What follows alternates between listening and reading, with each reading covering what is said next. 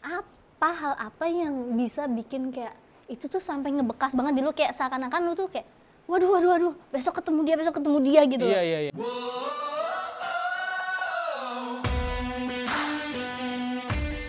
Nun, lu tahu nggak sih kemarin gue punya pengalaman unik banget. Gue baru ngalamin sih kali ini. Apa tuh? Jadi kan kemarin gue tuh jalan-jalan tuh bareng temen gue. Terus dia ketemu sama bosnya yang dulu gitu loh. Terus gue ngira bosnya tuh galak, killer bos yang, lu ngerti kan yang gimana sih yang cuma nyuruh-nyuruh bawahannya kayak no gitu.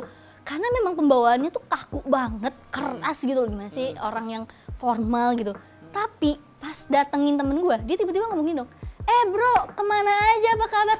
Lah, gue kan kaget, ini orang kayaknya bocor juga nih gitu kan. Tapi bener sih, kalau misalnya lo bilang kayak killer boss itu nggak semua orang tuh kayak penampilannya itu mewujudkan dia ketika jadi bos. Setuju nggak? Kayak misalnya lo sendiri deh, kalau lo jadi bos, lo kira-kira jadi killer boss apa not killer boss? Gue ada Santuy bos, apa nih? gue santuy, tapi ada saatnya gue killer bos. Saat-saat apa yang bikin lo jadi killer boss? Saat mungkin ya, kalau misalkan bawahan gue memang udah melebihi batas, kayak misalkan emang kerjanya udah nggak bener kayak gitu-gitu, gue pasti marah. Gue tipe orang yang memang ya terserah lu mau kerja gimana, kayak mau sambil angkat kaki, kayak mau sambil denger lagu, yang penting kerjaan lu bener dan beres gitu. Tapi gue sih kalau misalnya balik ke pengalaman gue ya, gue tuh udah punya beberapa bos, mulai dari bos gue magang sampai sekarang bos gue kerja sekarang gitu. Memang macem-macem orang sih. Dan menurut gue kayak ya nggak semua penampilan itu tadi lo bilang mewujudkan killer boss gitu. Jadi gue pernah punya pengalaman dulu waktu gue magang. Jadi penampilan bos gue ini menurut gue cukup unik karena dia cewek, usianya kurang lebih menengah lah ya, kayak 30, 40, 50 tahun gitu lah ya. Gue kira masih 20-an kalau gitu. Enggak lah, 20 tahun. Ya siapa tuh ada benih-benih tring gitu. Tapi bisa juga sih 20 tahun jadi bos. Nah, kalau ini udah kayak 20, 30, 40 ya, yang paling atas lah ya. Nah, kalau dari penampilan tuh kayaknya kalem banget men. Tapi secara pekerjaan itu dia killer. Killernya apa? Karena dia bisa mainin psikologinya orang. Lo pernah nggak punya bos kayak gitu? Ada sih, pernah sih. Jadi dulu dia nggak mainin job desk gitu. Dia tuh mainin psikologi lo men. Jangan-jangan dia anak psikolog deh dulunya. Gue nggak tahu sih. Tapi di case gue ini kenapa bisa jadi killer boss? Karena waktu itu tuh yang dia mainin tuh benar-benar psychological. Jadi ibaratnya gini. Gue tuh pernah punya teman kerja gue yang kerja bareng sama bos gue waktu itu gitu. Nah bos gue waktu itu tuh bahkan ketika dia jalan dari jarak 10 meter aja, teman gue tuh langsung gitu langsung mulai kerjanya. Gue kayak nengok kayak lu ngapain? Itu tuh saking psikologinya tuh kena gitu. Nah ternyata awalnya gue nggak percaya kayak gitu. Nah sampai akhirnya setelah seminggu, 2 minggu, 3 minggu kerja, gue mulai berasa nih. Gue merasa kayak gue udah mulai nggak normal gitu. Gue udah mulai nggak normal. Kenapa? Karena kayak pertama sih gini nih. Pertama efek-efek yang gue rasakan, jadi tiap malam gue tuh akan kebayang besok ini gue akan dimarahin apa enggak ya. Besok ini gue akan bekerja sesuai ekspektasi apa enggak ya. Nah setelah gue mikir nih sambil tiduran, lama-lama gue keringet dingin men. Jangan-jangan lu gejala tipes kali itu. Gue keringet dingin gitu, lama-lama gue keringet dingin. Setelah gue keringet dingin, ya kan gue berusaha untuk tidur kan. Akhirnya gue insom, gue nggak bisa tidur, ngebayangin besok itu gue bakal kena marah apa enggak. Nah tapi nih ya, ini yang maksudku, gue kan nggak ngalamin langsung di situ kan. Jadi gue nggak kebayang sih maksudku gimana ya. Apa hal apa yang bisa bikin kayak itu tuh sampai ngebekas banget di lu, kayak seakan-akan lu tuh kayak waduh besok ketemu dia gitu loh. Iya. Padahal kan maksud gue kayak ya udah gitu, misalnya kalau lu dimarahin ya udah, memang mungkin itu salah lu gitu kan. Lu ya terima aja gitu. Cuman ya itu sih yang gue nggak habis, maksudnya kan gue nggak pengalaman di situ gitu. Cuman memang satu nih ya, dua hal yang gue dapat nih.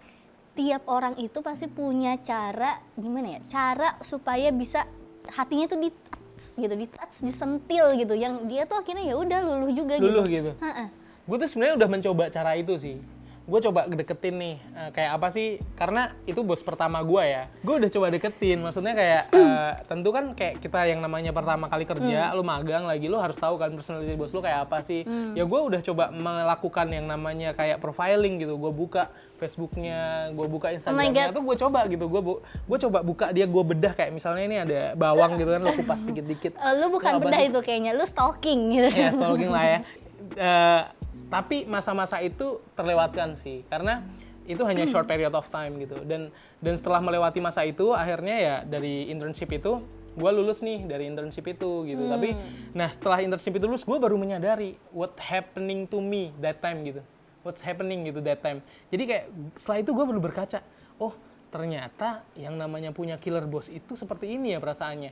Kan gue belum pernah kan waktu itu. Tapi kan killer boss macam-macam kan. Mungkin kalau case-nya di lu kan bosnya yang mungkin marah-marah gitu kan, pembawaannya keras, mainin psikis lu gitu. Tapi ada juga killer boss yang memang gimana ya, dia larinya nggak ke marah tapi ke dingin gitu loh. Jadi bener-bener yang kayak gimana ya, gue bingung ngejelasin. Lo pernah dingin punya? Gitu. Sebenarnya enggak sih. Atau pernah temen lo yang ada kayak gitu? Sebenarnya gue nggak tahu ya ini apakah bisa dimasukin dalam killer boss atau enggak. Tapi dulu gue pernah punya bos di mana, jadi gini, kalau misalkan di satu ruangan itu kita mau pulang, kalau di kita kan maksudnya kalau sekarang kan ya pulang gitu kan. Jadi gue waktu itu hari pertama masuk dan gue udah terbiasa dengan budaya yang kalau pulang pamit gitu kan. Terus pas gue pulang, ayo pulang. Terus dulu manggilnya Cici kalau di kantor gue yang lama, Ci pulang gitu. Terus semua langsung kayak serentak ngeliatin gue seret gitu. Terus gue kayak bingung dong. Terus Cici apa yang dilakuin bos gue? Bos gue lagi ngetik kan, terus dia cuma gitu doang. Udah aja ngetik lagi. Men, kayak coy, gue tuh ngomong sama lo gitu loh, gimana gitu. Terus dia nggak balas gitu maksudnya? Enggak, dia cuma bener-bener literally ngetik terus lirik terus ngetik lagi gitu. Jadi killer bossnya lebih ke yang gimana ya, dingin. Terus dia nggak suka yang apa ya, suasana yang rame gitu. Jadi kalau kerja bener-bener harus yang sepi banget. Di situ di satu titik gue ngerasa di mana tuh kayak kayaknya gue mau resign aja deh gitu. Nah jadi kalau buat gue kan ya killer boss kadang dibutuhin sih, karena ya tergantung tinggal kita responnya gimana, bener atau enggak.